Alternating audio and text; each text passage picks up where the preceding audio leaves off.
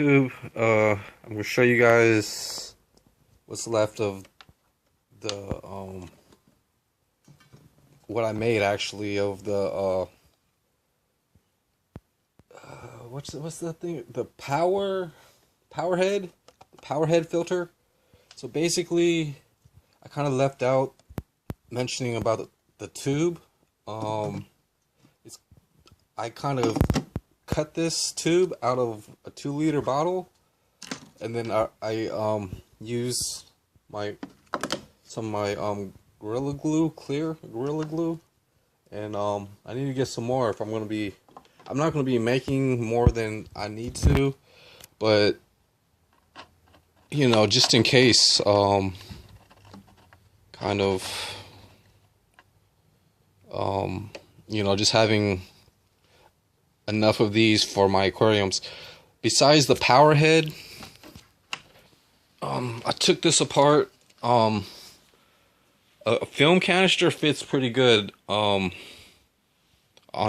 a Gatorade bottle, basically with the top, but without the top it's gonna so I'm kind of looking at this and seeing if it could be used for, you know, I could glue the top on and things, if it could be used for air. That's the thing about a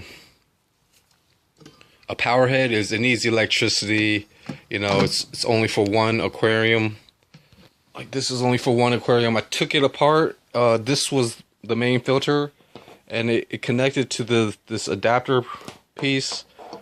But basically I've got the Gatorade bottle, which is going to be a lot bigger filter, and basically it's a alternative for a HOB filter.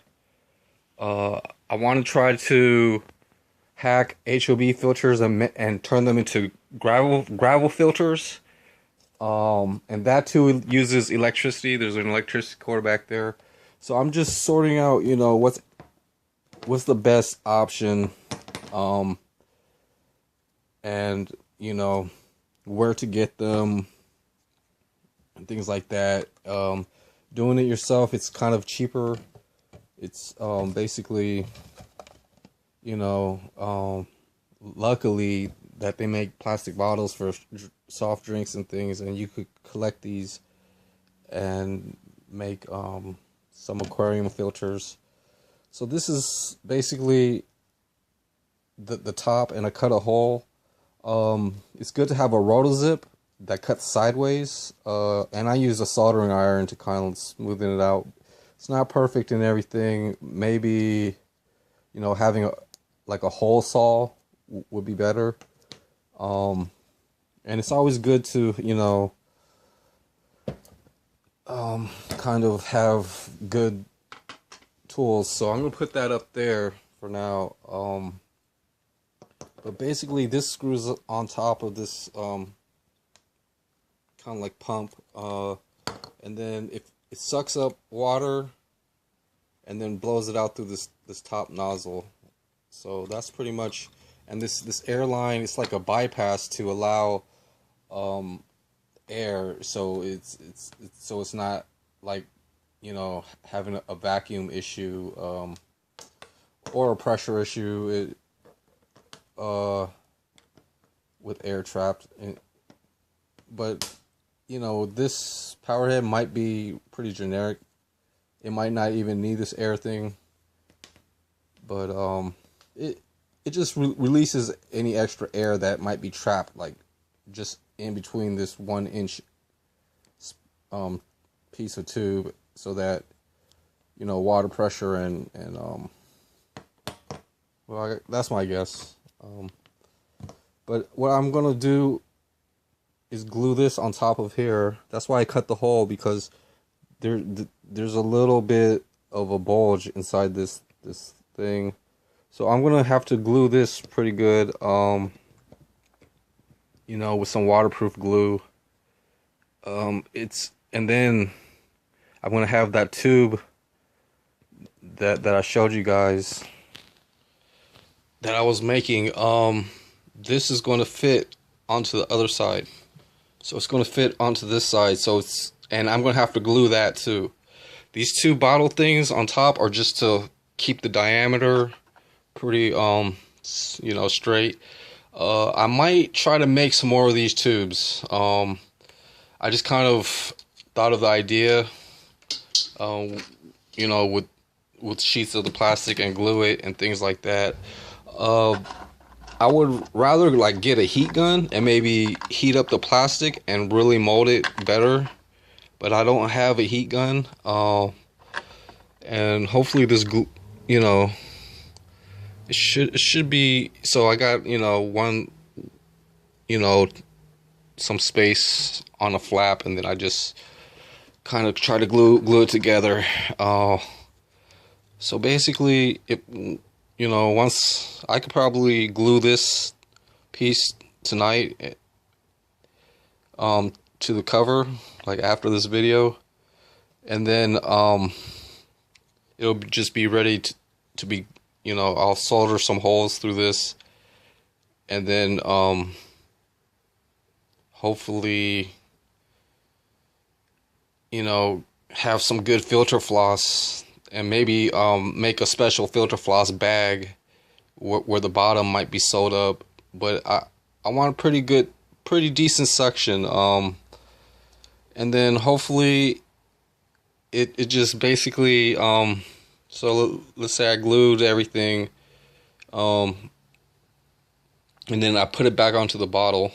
So then I will connect it to this motor, and then basically I used a smaller drill because a solder iron, it will make a little bit bigger holes. I actually want bigger holes inside of the tube that's going to be down in the middle, and it should be able to technically work, basically, and just like only fine material or fine debris. I started kind of at the bottom, to start off the pattern, and then I worked my between patterns, and I like the middle part where it actually wants to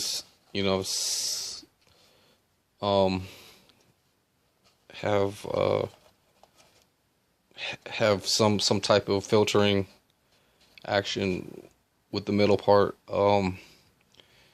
Another thing with working with the power head is, even on the original design, like the top, it's pretty much where a lot of the sectioning is going to happen, and then down below is where all the filtering goes into it. And just by laying it, kind of like the way it is, it shows that it is going to have some type of clearance. So this is kind of like my one and only build for now. I'm more into the equipment side of things. I want to try to get into making gravel filters and molding them from silicone or epoxy resin. I want to try to do some of that because I want gravel filters for any aquascaping aquariums, and like this power head and even HOB filters can be used for just bare bottom, but with all aquascapes, it would be good to have gravel filter underneath there. And I was in another forum chat, with some on YouTube, and it's a good idea to have live plants to help clean the water. Having clean water and oxygenated for the fish, it kind of helps them when there's clean water and not that many toxins and things to make it feel stressed out. So to clean the water, you could have some live plants, just find a way to have some type of gravel and soil out of the tank or something, and it should be able to filter. There's there's necessary ideas for things. Most people, just do stuff because it looks okay, but you can never know. I actually had a bad story happen with my planters where a worm that I had caught. So I got mites. I had some water mites, and it's good to like, this water might not be great, but there were spider mites, so I had to dump it. But I found some worms, like a big worm that was eating some of my plants, and I caught it. I saw it, but I kind of dumped some water, just some regular, or just some of the water that was floating in here. I wasn't paying attention, and it basically poisoned itself. And the next morning when I was going to release it, it was passed away. There were like ulcers inside of it and things like that. So, and then after the worm situation, I came back here and I saw some spider mites, or some stuff that I put inside a bucket outside. I'll probably show you guys that. But they look like little wheat grains, flown on top. At first I thought they were seeds. They were there for like a week or two, and then it turned out they were moving. So when I took a closer look, I even have like soil right here, and it might have some mites in it.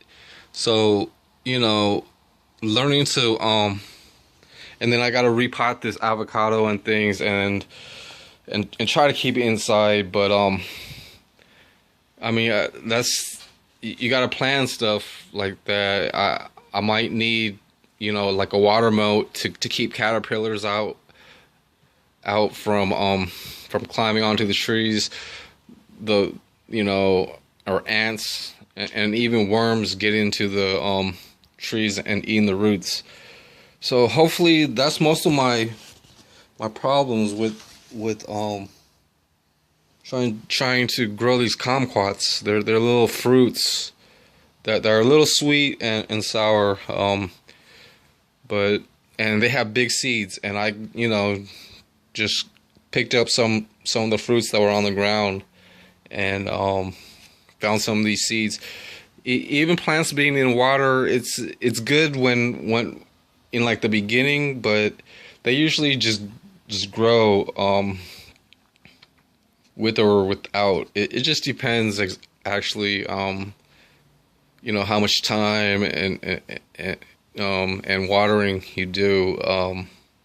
That's why people use irrigation timers and things like that. Just it's a lot of work, and it's just for a hobby and learning, So hopefully tomorrow I'll that glue, the glue will be dry around. It takes 24 hours for the glue to dry, and then, but the big thing tomorrow is I got to repot this avocado, and I don't know.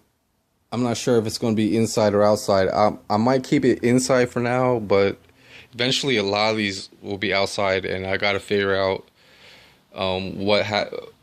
what's the best kind of way to have a potting area, and just having nicer pots and things. These are good for seedlings, basically, is what it comes down to. And I gotta wash things constantly and store them and organize. Like right now, without the water in there, I probably gotta water them like once a week at least. So since I got this thing trying to dry up and glue, I might as well try to glue the cap and call it that, and hopefully it turns out good, and I can show you guys it fully assembled. This is kind of just drawing, but that's just basically just the idea for this power head. Plus, there's like air compressors and things like that that I'm going to try to think about for sponge filters in a lot of tanks. So air filters are probably the best. So I'll talk to you next time. Have a good day. Like an under gravel sponge filter. Bye.